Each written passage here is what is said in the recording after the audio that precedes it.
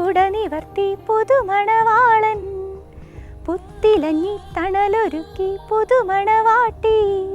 നമസ്കാരം, തൊടിയിലെ ചെടിയിലേക്ക് എല്ലാ പ്രേക്ഷകർക്കും സ്വാഗതം. ഇന്ന് നമ്മൾ പരിചയപ്പെടുന്നത് പൂവരച്ചിനെയാണ്. സംസ്കൃതത്തിൽ ഗർഭദണ്ഡ, പുഷ്പച്ഛത, കമണ്ടലു, പാരീഷം എന്നെല്ലാമാണ് ഇതിൻ്റെ പേരുകൾ. മാൽവേസിയ കുടുംബത്തിൽപ്പെടുന്ന പൂവരച്ചിൻ്റെ ശാസ്ത്രീയ നാമം തെസ്പിസിയ പോപ്പുൾനിയ എന്നാണ്. കേരളത്തിൽ പ്രധാനമായും തീരപ്രദേശങ്ങളിൽ ഇത് സർവ്വസാധാരണമായി കണ്ടുവരുന്നു. ഏകദേശം 10 മുതൽ 15 മീറ്റർ വരെ ഉയരത്തിൽ വളരുന്ന ഒരു നിത്യഹരിത വൃക്ഷമാണിത്. ഇതിൻ്റെ തടിക്ക് തൊലിപ്പുറമെ ചാരനിറവും ഉള്ളിൽ ചുവപ്പു നിറവുമാണ്. നല്ല മിനുസമുള്ള തടിയാണിതിൻ്റേത്. ഹൃദയാകാരത്തിലുള്ള ഇലകളുടെ അഗ്രഭാഗം കൂർത്തിരിക്കും. ഇലകളുടെ മുകൾ ഭാഗത്ത് കടും പച്ചനിറവും താഴ്ഭാഗത്ത് ഇളം പച്ചനിറവുമാണ്. അതുകൊണ്ട് തന്നെ സിരകൾ വളരെ വ്യക്തമായി കാണുന്നു. ഇലകൾക്ക് വളരെ മിനുസവും മാർദ്ദവുമുണ്ട്. പുഷ്പത്തിന് മഞ്ഞ നിറമാണ്. പൊടിയാറാകുമ്പോൾ അത് റോസ് നിറത്തിൽ കാണപ്പെടുന്നു. 5 ബാഹ്യദളങ്ങളും 5 ദളങ്ങളുമാണ് പൂവരച്ചിൻ്റെ പുഷ്പത്തിനുള്ളത്. ഈ 5 ദളങ്ങൾ കൂടിച്ചേർന്ന് കോളാമ്പിയുടെ ആകൃതിയിലാണ് സ്ഥിതി ചെയ്യുന്നത്. കേസരങ്ങൾ നിരവധിയുണ്ട്. അവ ഒന്നു ചേർന്ന് ഒരു കറ്റയുടെ രൂപത്തിൽ കാണപ്പെടുന്നു. ഫലങ്ങൾ ഏകദേശം ഉരുണ്ട് മുകൾ ഭാഗം പരന്ന ക്യാപ്സ്യൂളാണ്.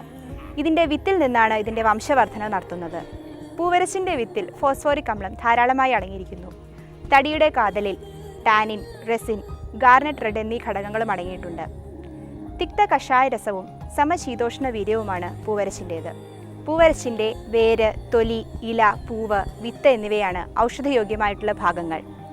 നാട്ടിൻപുറങ്ങളിൽ ഇതിൻ്റെ പട്ട കൊണ്ട് കഷായമുണ്ടാക്കിയും എണ്ണ കാച്ചിയും ത്വക്ക് രോഗങ്ങൾക്ക് ചികിത്സിക്കുന്നത് സർവ്വസാധാരണമാണ്.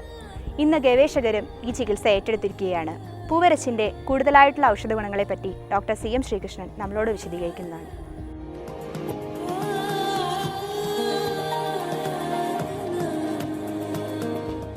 ഈ പൂവരശ് യകൃതികാരങ്ങൾക്ക് ഉപയോഗിക്കുന്ന ഒരു ചെടിയാണ്.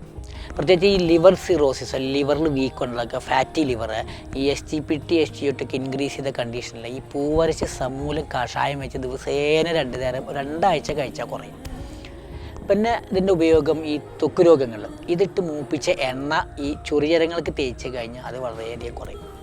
പിന്നെ ഈ ചില ചെറിയൊരു നീരുള്ള കണ്ടീഷനിൽ ഈ പൂവരശ് ലേപനമായിട്ട് ഉപയോഗിച്ച് കഴിഞ്ഞാൽ നീരും കുറയും.